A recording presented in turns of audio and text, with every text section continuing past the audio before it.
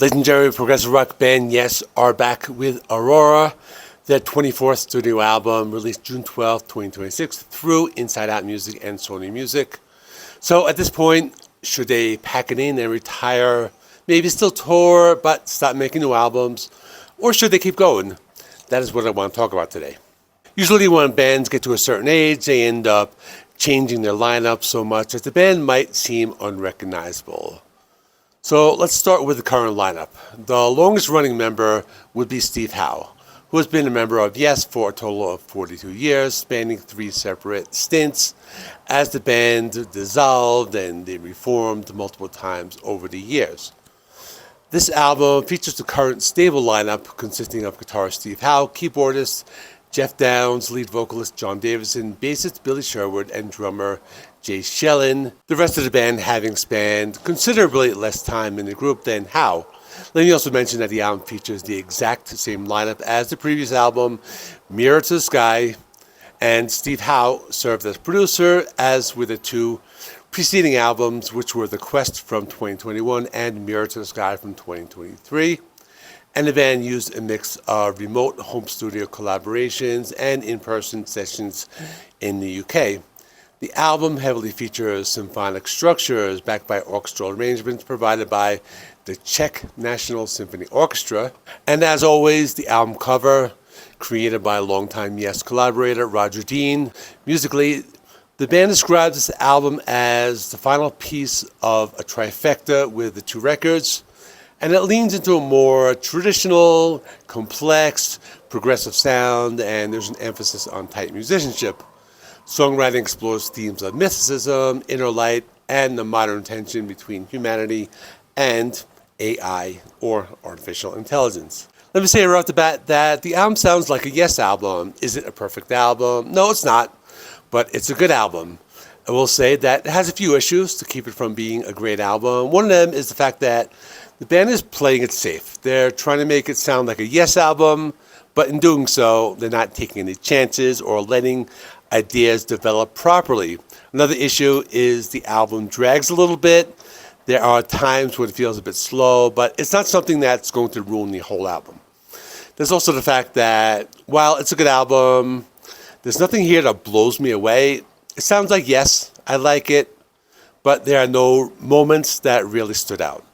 Finally, John Davison is a really good vocalist, but he doesn't have the same power as John Anderson, but that might just be the fact that I'm a big fan of Yes from the 70s, so that just might be a personal bias.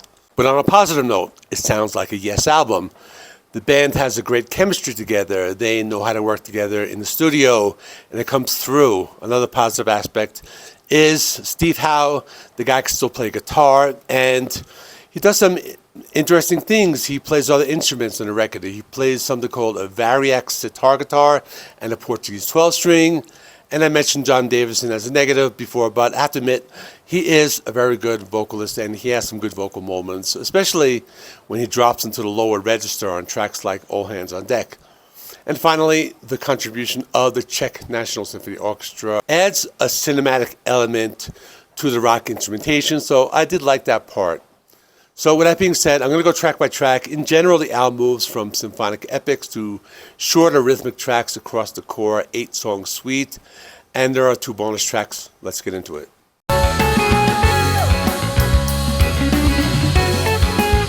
The album opens with the lead single and title track, Aurora. Interestingly, that the track has a runtime of 7 minutes, 25 seconds, which is pretty long for a lead single.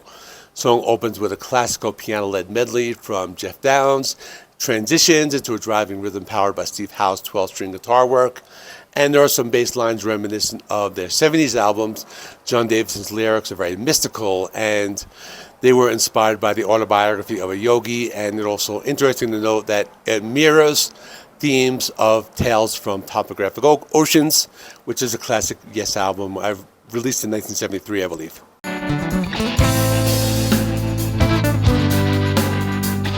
Next track is called Turnaround Station. This was written entirely by John Davison, and it serves as a catchier, more radio-friendly song on the record. So the song blends progressive rock and catchy hooks.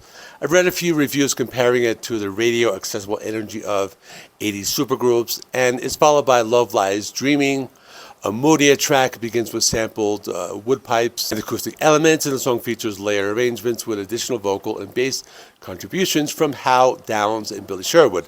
Now we come to the big epic of the album, track number 4, Counter Movement. It's divided into 4 distinct acts. Act 1, Tarot, featuring Steve Howe. Act 2, Anytime Soon, with Downs and Howe. Act 3, Blink of an Eye, with Davison, Sherwood, and Shellin. And Act 4, Freedom's Edge, with Steve Howe. And the song is over 13 minutes long and transitions smoothly from solo classical guitar into complex time signatures with strong contributions from Sherwood's bass lines and Jay Shellin's drum work. Now things get a little more weird.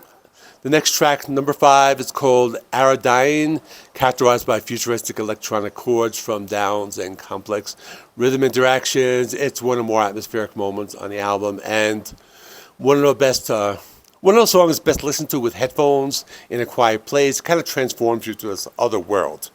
Next track is called All Hands on Deck, and this is probably my favorite song on the album. It's a shorter track, it's only 3 minutes long. It's Yes doing more of a hard rock sound, almost like a Deep Purple type of song. I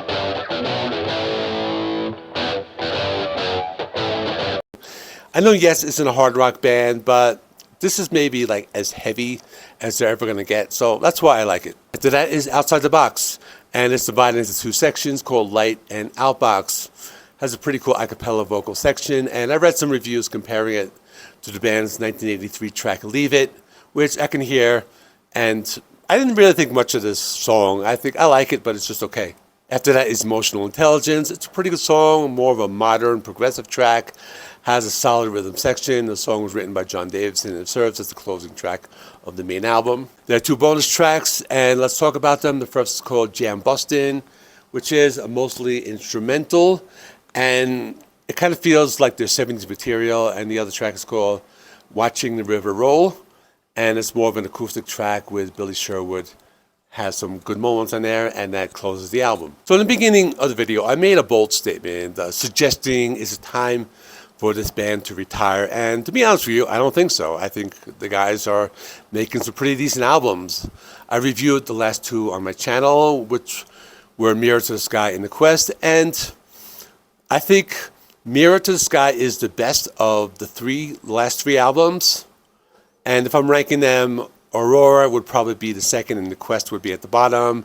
It's a decent album. My score will be 8 out of 10, and I think you should check it out. And yes, they should be making more albums. They should keep touring. Why not? Just keep going. Keep doing what you're doing. If you make albums, I'll listen to them, and I like what you're doing. So I'm not trying to be negative, even though I did be a little bold in the thumbnail. So that is all. I will stick my 2 other Yes reviews of the previous 2 albums. They will be right next to me. You can click on them if you want. In the meantime, thanks for watching. If you like the video, helps me with the YouTube algorithm. Please subscribe if you're not already. I do rock and metal reviews, rankings, and more. Thanks for watching. See you in the next one.